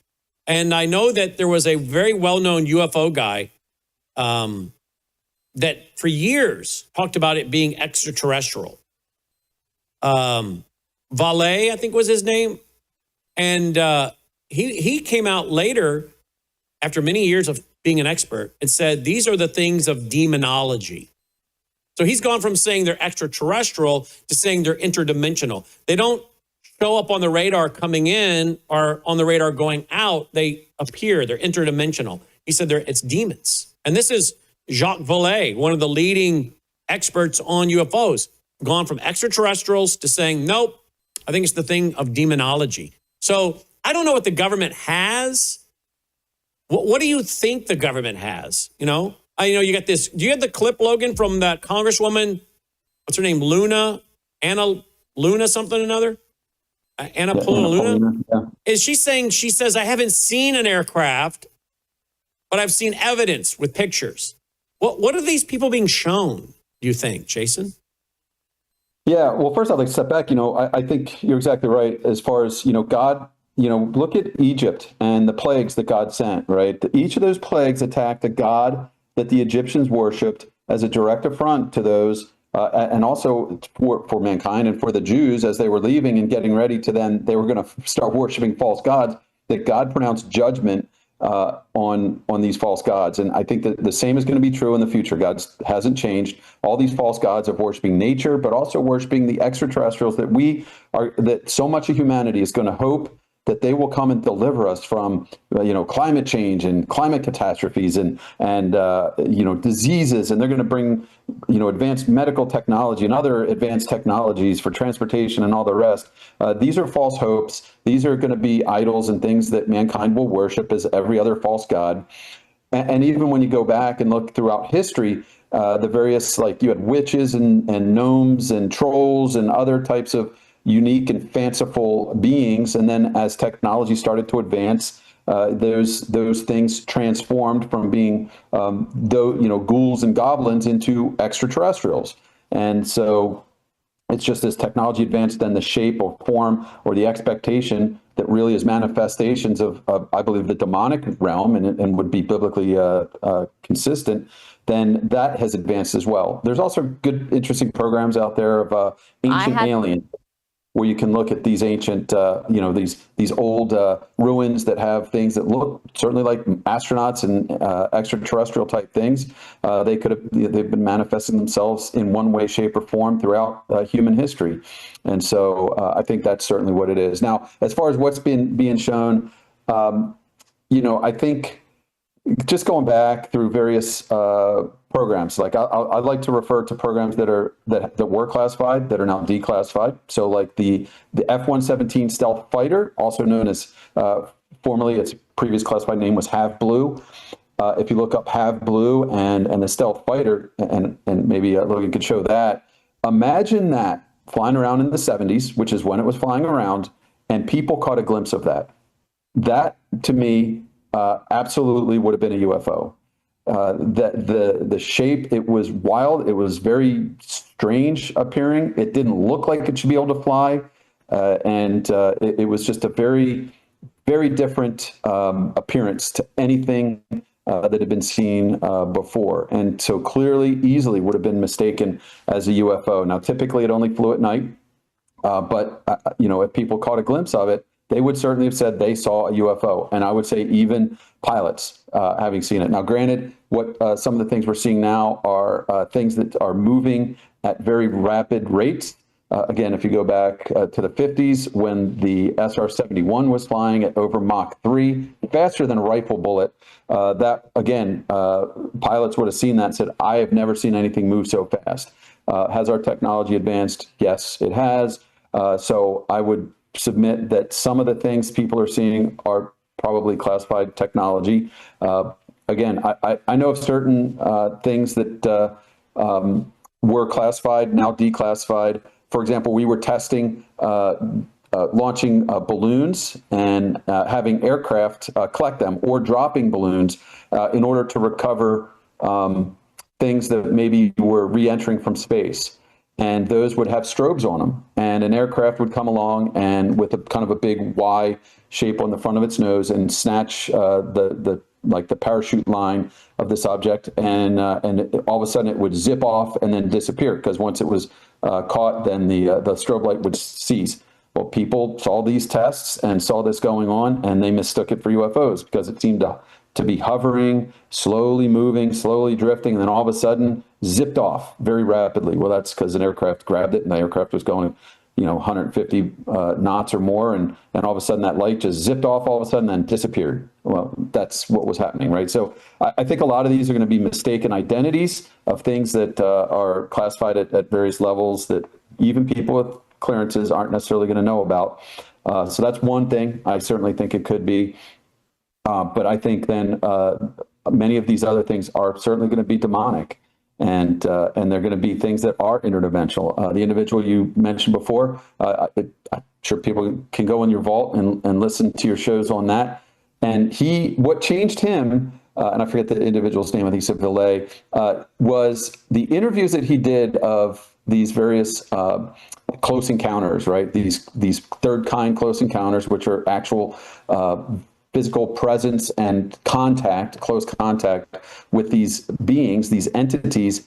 They all involved spiritual matters, and they all seem to kind of revolve around the identity and person of Jesus, and blasphemy against God and other things. And so all of these had a spiritual component to them, which drove this expert to change his philosophy and say, you know what, this is clearly spiritual, and it's demonic because of the nature of these encounters. Always seem to revolve around this desire to destroy humanity, the image bearers of God, and to blaspheme God in some way, shape, or form. So I think just from a fair observation of the facts here should sort of start to help you guide your thinking on this. And then, ultimately, it comes down to repenting of your sin, put your faith in Christ, be born again, receive the Holy Spirit, and don't be a subject of this strong delusion that's going to deceive the world. Well said.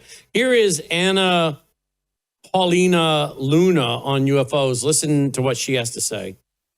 So the interdimensional beings is what our witnesses will call these things. I have seen evidence in a skiff that leads me to believe there are things we cannot explain, and I have observed things that are of non-human origin and creation. That's my opinion. Again, but there has been a declassification order from the president, and you will see as soon as that stuff comes up. Right. So do you think that the American public's going to be super surprised when this comes out, or is it going to be a bit of a nothing burger? Well, I don't think it'll be a nothing burger, but, we're not going to tell the American people what to make of it. But I think, when, again, you saw my last hearing that I did with the task force where there was some footage that was entered into the archive, and it's pretty shocking for people. I don't know much tech that can deflect a Hellfire missile. I don't know about you. But, I think so. What do you think? Footage that you'll see.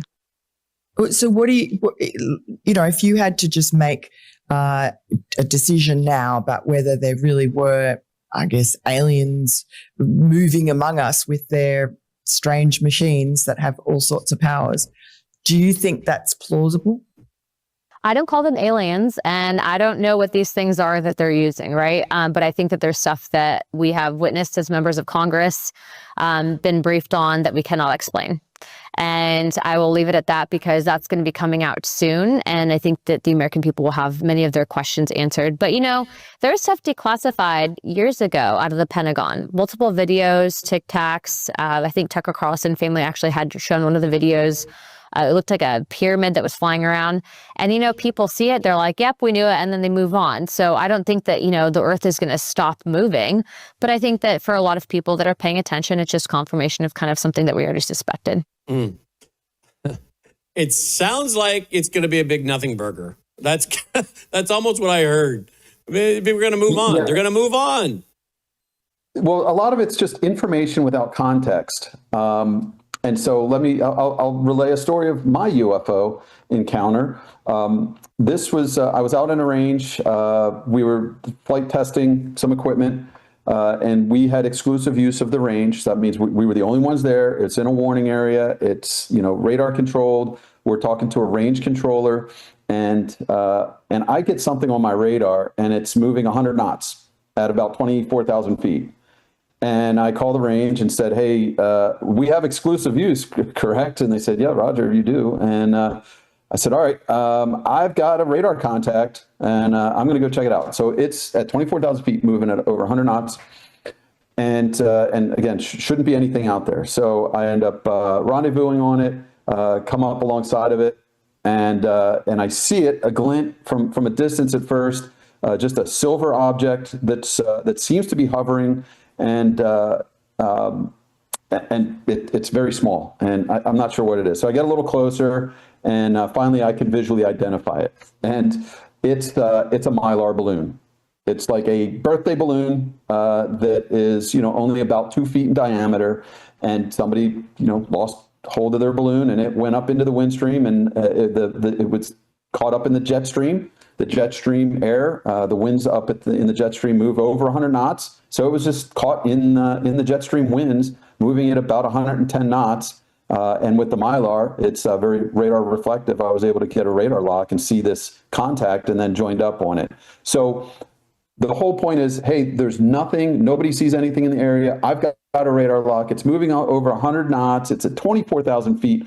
There's supposed to be nothing else out here. What is it? So without context, what is it? And a lot of times this information can be very mysterious, confusing, tantalizing and exciting. But then when I rolled up on it and I see that it's nothing more than a Mylar balloon, surprise ended, and it's a big nothing burger, right? Same thing as I talked about earlier with parachutes coming down and aircraft testing, catching them in a device, basically a hook that can grab onto these. But people see them and they see these lights and they see them flashing, they see them moving, then hovering, and then quickly maneuvering in another direction that seemed absolutely impossible to accelerate from 0 to 100 in one direction instantly. Well, right, when you get more of the context, you find out what it is, and it turns out to be, oh, that's all it was. And I think a lot of that is going to be this. Now, it's going to be hard to distinguish, these things that just, without the context and frame of reference of what the technology actually is or what's being tested or utilized. Is going to be hard for people to guess, to fill in all the blanks. There's going to be lots of blanks. There's going to be, like I said, missing lots of context. And again, there can be programs out there that even if you're in a SCIF stands for Secured Compartmented Information Facility. Well, the C compartment means there's various compartments, and not really any one person is necessarily briefed to all the compartments. You can't. There's too many. And so there could be compartments that individuals aren't briefed to, don't know about, and so you're missing a big piece of the puzzle. That's a good thing actually for security and to keep keep very important programs and projects secure, right? So you only get certain pieces of the puzzle, so you can't fill in all the blanks, and that's by design. That's why we have what's called SCI, Secured Compartmented Information. So. Yeah, I think a lot of this is going to be just misunderstanding. And again, we have to bring in the spiritual component. There is another dimension that we cannot see. We know there are angels and demons about us. There is a spiritual world. There is a spiritual dimension. And the Bible gives us a little bit about that, but not a whole lot. And I would refer people to Ezekiel chapter 1, verses 4 and through the rest of the chapter, and read that. What a fanciful, amazing vision that the prophet Ezekiel had that I can't explain, and I don't think until we get to the other side of heaven that we'll understand what exactly it was Ezekiel exactly saw. I just reading through it, trying to understand what's the intent and purpose of this vision, and what are we supposed to get from it from a practical application and theological perspective of understanding Ezekiel's prophecy. Wow, isn't that something? Here is another video clip of the same Congresswoman. Here we go. Let's hear what she says here. Okay, let's see. This is what's going to play for us. Of oversight, we follow up with whistleblowers, and we also can conduct our own investigation. So myself, Representative Burchett from Tennessee, and Representative Gates were on a small codel to the Panhandle because a whistleblower came forward from Eglin Air Force Base pilots to Representative Gates' office saying that the Air Force was essentially covering up UAP activity and we needed to look into it. So we coordinated the meeting. Pentagon tried to initially cancel the first one. We got it back on the books. We show up there and we get in, and the base commander tried to basically tell us that we didn't have authorized clearance to look into and speak to some of the witnesses, of which you don't tell Congress that we don't have the authorized clearance, especially members of House Armed Services, Oversight, and Judiciary.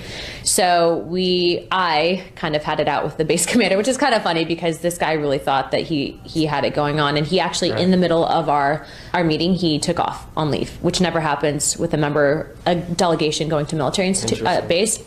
But then also too, we had pretty sure people from the agency that were there as well.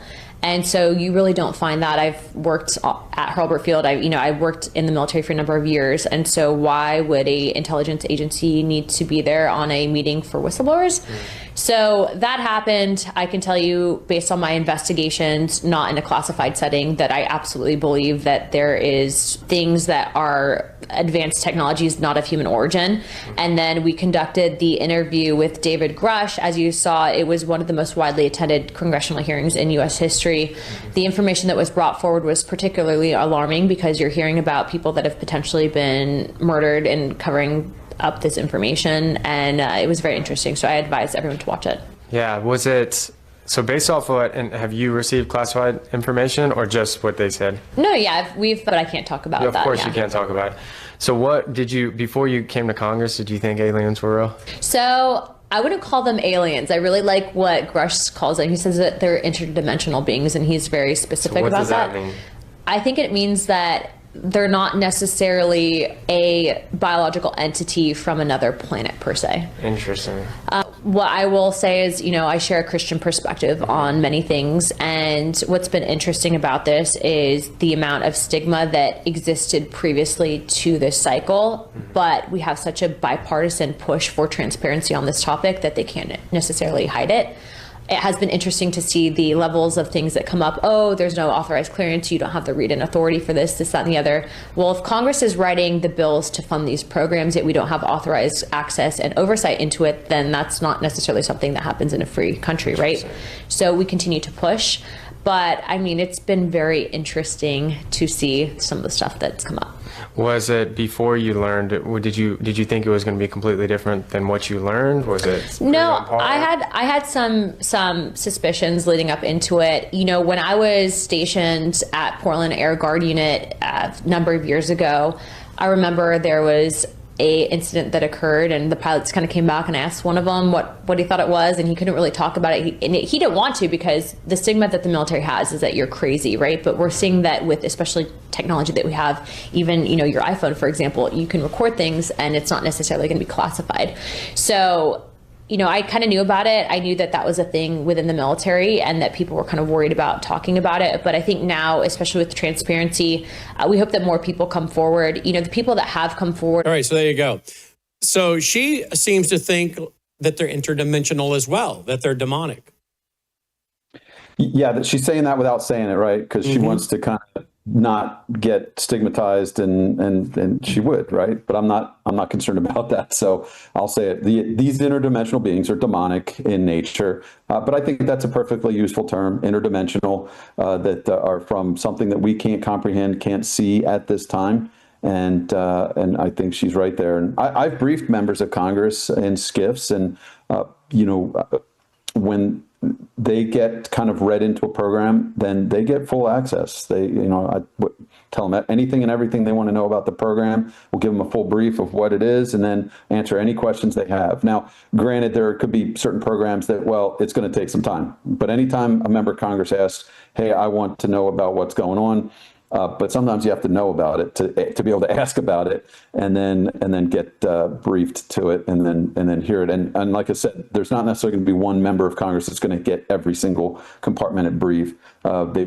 They've got to be maintained separate, again, for national security. So I respect that, but by the same token, yes, we are supposed to be a free country directed by our Constitution. And so if a representative of our citizens in Congress wants to hear something, they should be given full access to what it is that's being funded and paid for by the taxpayers.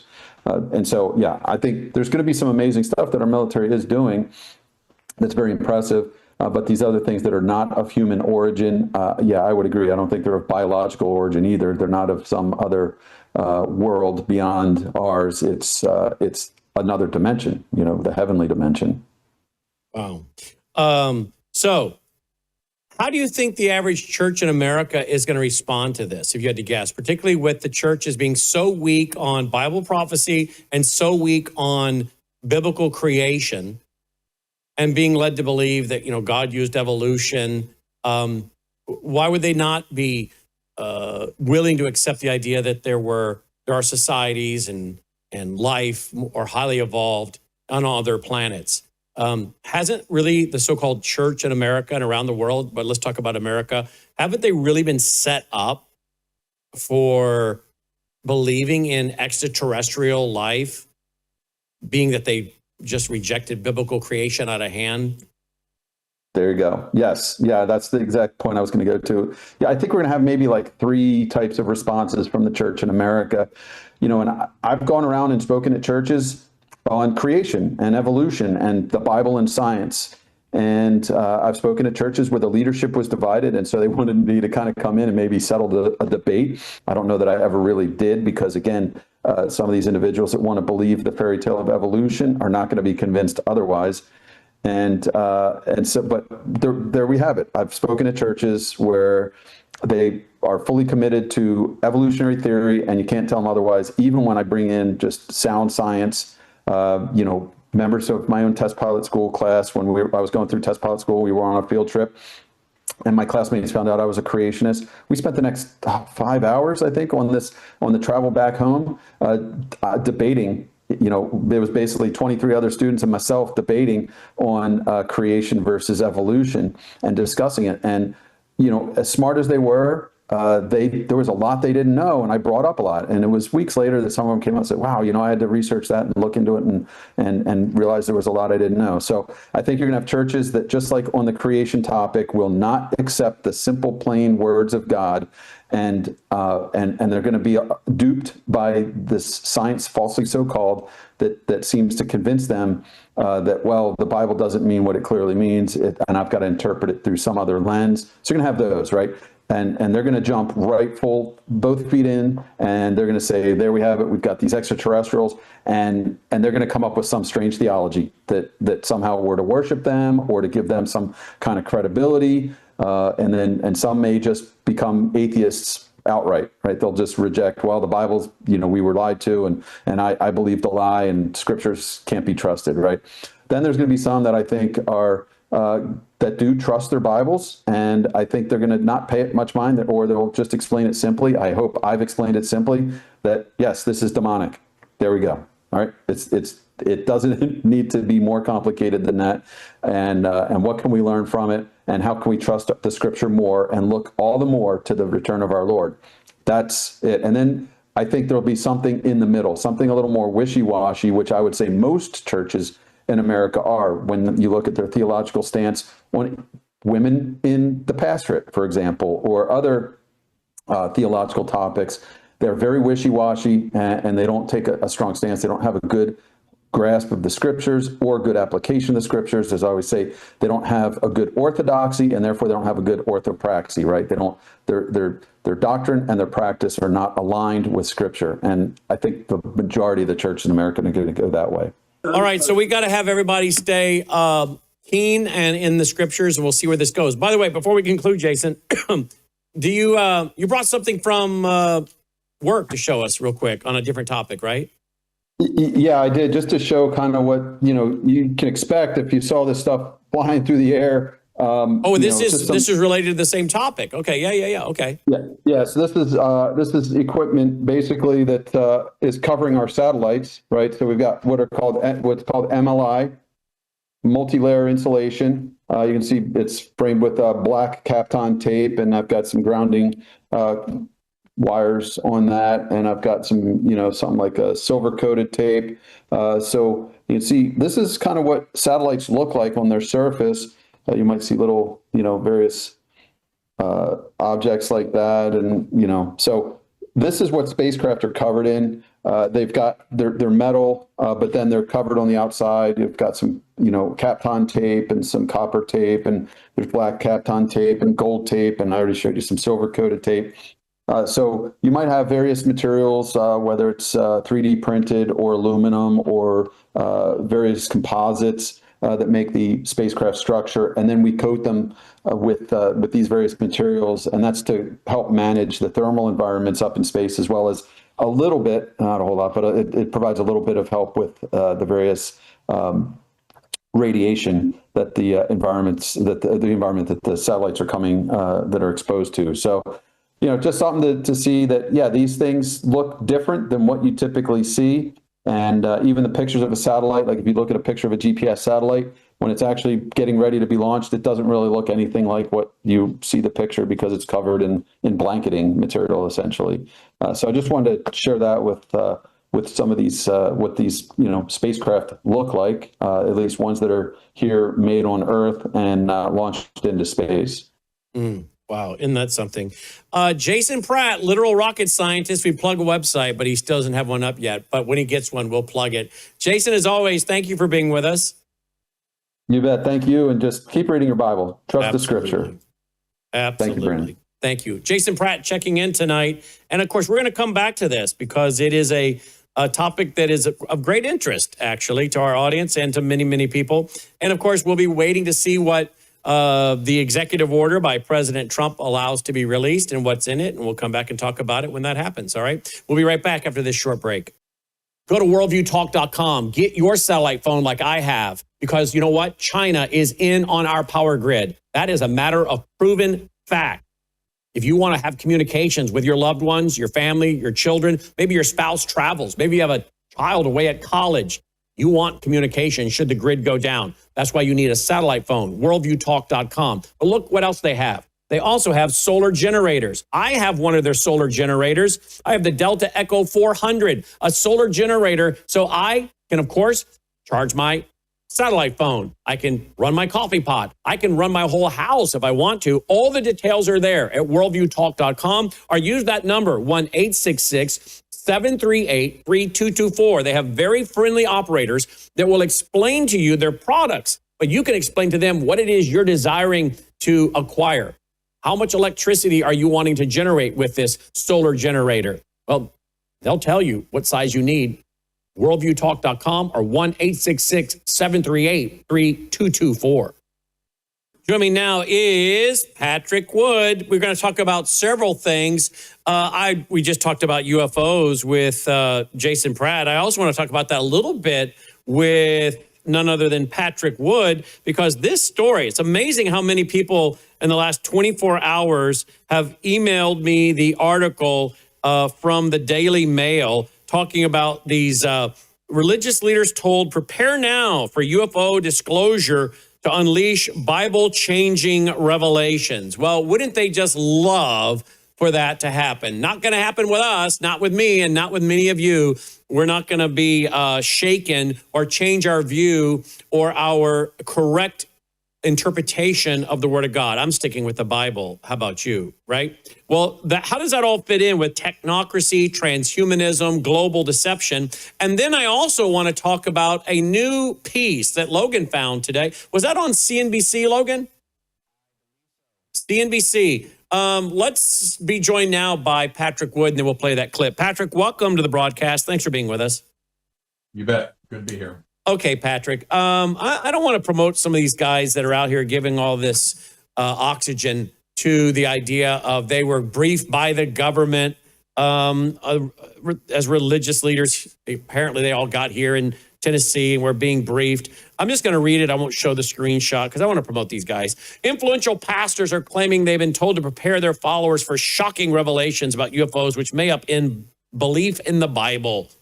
One of them is a well-known evangelist, but he's more of a word of faith guy like Paula White. So again, I'm not so sure what's going on here. But apparently they were brought in, and some people in the government want to help get them to help prepare the church in America for what's coming. What do you make of this? I think it's demonology. That's my belief. It's demons. It's a part of a global deception. I think a lot of the church in America, sadly, is not prepared for it because they've been fed theistic evolution by their pastors and churches for so many years. But what are your thoughts on this before we go to this story today that Logan found, which is really kind of troubling, actually, but very interesting? What do you make of this, and how does it fit with transhumanism or technocracy? I've documented the attack on Christianity through the lens of technocracy and transhumanism for several years now. And this makes perfect sense to me that the coup de grace will, so to speak, will be the release of all these alien files. Maybe there's something in them, maybe not, but that's not the point. The point is it's being focused, directed to destroy the faith of Christians, period. We've seen so many things happen just in this last year, for instance, with the death of Charlie Kirk, for instance, and how the whole TPUSA movement took a swan dive into heresy and deception. Absolutely amazing. The eschatology of millions of young Christians especially were changed when that happened. So we see the shift already taking place. This is just a continuation of the tidal wave, if you will, or maybe this is the big one. But it figures the devil is out to destroy the faith of Christians, period. And this is important for technocracy going forward because we're the only people who are criticizing technocracy at this point. And, they have to discredit us if they can't do it head on. They can't attack my work, for instance, and your work as well, but they certainly can try to distract and discredit us in the eyes of Christians around the world. Yeah, indeed they can. Okay, so here we have a news story Logan found today and showed me. I want you to watch this. I think this will blow your mind. Here we go. Well, Andrew, it's an unlikely partnership. Span, which is a small startup that makes smart home electrical panels, is teaming up with NVIDIA and PulteGroup, a major U.S. home builder. Span is now making small fractional data centers, or they call them nodes, that can be put on the side of residential homes. The idea is to take advantage of unused electrical